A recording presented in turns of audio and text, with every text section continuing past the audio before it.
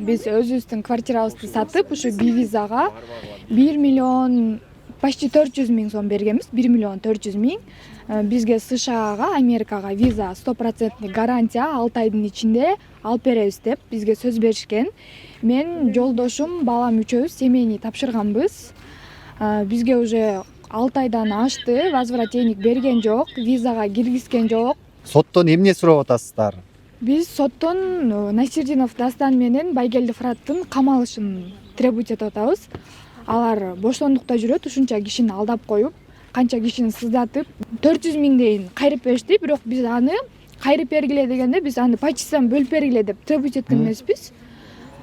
Общий сумманы бир бергиле, биз кайра квартира алгыдай болойлу дегенбиз. 400дү берген боюнча башка жок. 400 миң сомду берген бойдон башка берген жок. СИЗОго кирерин астында бизге байле айтты.